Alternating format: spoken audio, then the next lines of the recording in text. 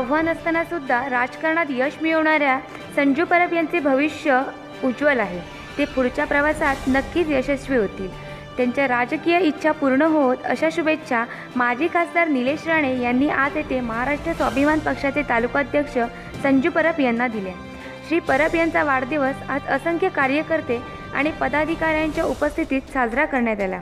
यावेळी नगराध्यक्ष बबन साळगावकर, माजी राज्यमंत्री प्रवीण भोसले, जिल्हा परिषद अध्यक्ष रेश्मा सावंत, जिल्हा परिषद सभापती प्रितेश राऊळ, कुडाळ नगराध्यक्ष विनायक राणे, जिल्हा बँकेचे अध्यक्ष सतीश सावंत, अण्णा केसरकर, पंचायत समिती सभापती रवींद्र मडगावकर, उपनगराध्यक्ष अन्नपूर्णा कोरगावकर, अण्णा केसरकर, अंकुश जाधव, सुनील राऊळ, अनवर खान, निकिता सावंत, सुधीर आडिवरेकर, विशाल परब, सौ संजना परब आदी उपस्थित होते। पत्रकारांनी संजू परब बद्दल काही बोला, व्हिडिओ पाठवा, तो आम्हाला वेगवेगळ्या माध्यमातून आम्हाला तो दाखवायचा आहे लोकांना। तेव्हा मी माझ्या प्रतिक्रिया तिकडे त्या व्हिडिओमध्ये व्यक्त केल्या होत्या की संजू परब आणि निलेश राणे हे संबंध कोणाला सांगायची गरज आहे असं मला वाटत नाही। म्हणजे जेव्हापासून मला आठवतं या जिल्ह्यामध्ये आता 15-16 वर्ष मला झाली सक्रिय राजकारणामध्ये, तेव्हापासून ते आतापर्यंत जसा संजू परब तेव्हा होता आजही तसाच आहे। राणे साहेबांचा कुठलाही आदेश असेल तर तो पूर्णत्वास कसा जाईल, त्याला न्याय कसा द्यायचा, त्याच्यासाठी सैन्य कसं उभं करायचं, त्याच्यासाठी वातावरण निर्मिती कशी करायची, कारण का आव्हानं त्याच्यासमोर मोठी होती। सावंतवाडीमध्ये नगरपालिकेला असू दे, जिल्हा परिषद पंचायत समितीला असू दे, मोठं चित्र उभं करणं हे काय साधं सुद्धा काम नाही। विरोधक तुम्हाला माहिती आहे ना कोण आहे। आता साळगावकर साहेब असल्यामुळे जास्त काय बोलू शकत नाही। एक तर ते काळे कपडे घालून आले, माझा निषेध करतील, पण एवढं सगळं उभं करत असताना काय होतं संजू परबकडे असं आज तो भावनावश झाला, काही बोलू शकला नाही म्हणून ती गोष्ट वेगळी आहे, पण मी काही त्याला देऊ शकलो किंवा दिलं असं काही समजू नका। बँक सतीश सावंतांकडे, माझ्याकडे नाही। नाहीतर लोक म्हणतील ह्याला भरपूर काही दिलेलं दिसतं, ह्याच्याच मागे घ्यायला पाहिजे। जसा संजू वेटिंग मध्ये तसा मी वेटिंग मध्ये, आणि तसे सतीश सावंत साहेब, कुरतडकर, आम्ही सगळेच वेटिंग मध्ये। भोसले साहेब तुमचं नाव घेत नाही कारण का तिथपर्यंत आम्हाला अजून जायचंय, तेवढं वय अजून यायचंय। पण त्यांनीच सांगितलं संजू संयम ठेव, पण जास्तही ठेवू नको, नाही तर लांबूनच बाय बाय करायला लागतं। या सगळ्या सोप्या गोष्टी नाही हो राजकारणामध्ये। आता फार वेगळी परिस्थिती निर्माण झाली। हे सगळे जुने जाणते तुम्हाला सांगतील, अण्णा सांगतील, बाकी सगळे की ह्या लोकांना बघून जेव्हा आम्ही राजकारणात आलो तेव्हा परिस्थिती कशी वेगळी होती आणि आज परिस्थिती किती वेगळी आहे।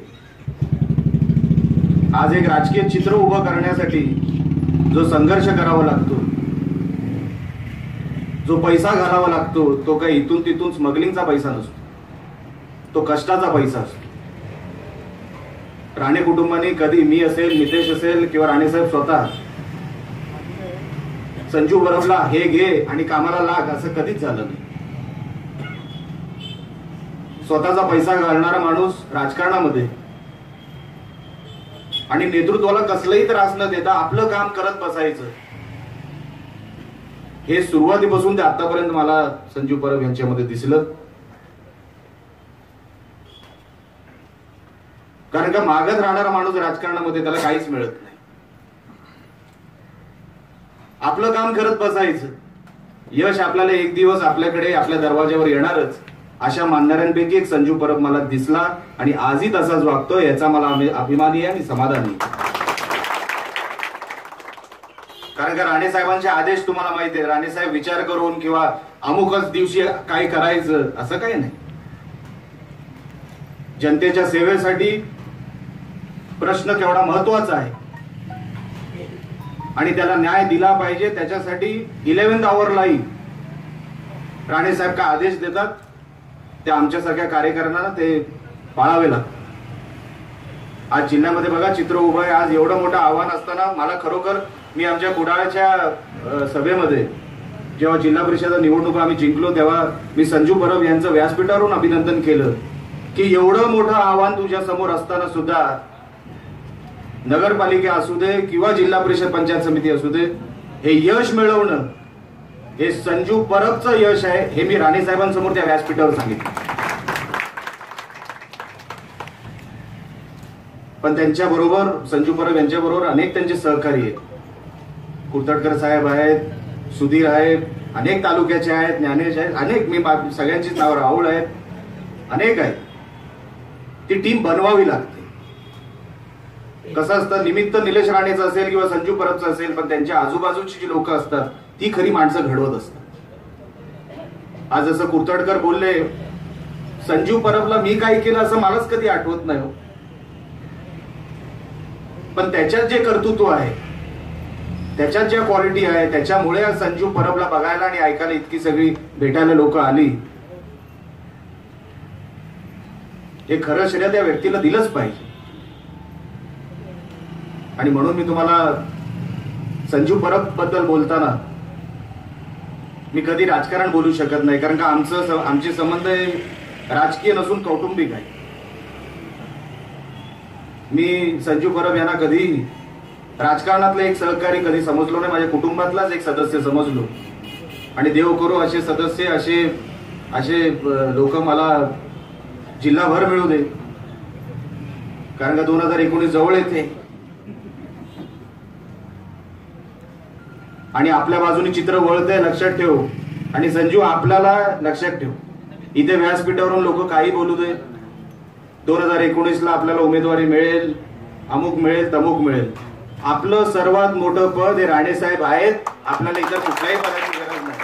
आज बघा 5 वर्षामध्ये मला कधी माझी खासदारकी गेली 2014ची, म्हणून माझं काय गेलं असं मला वाटलं नाही.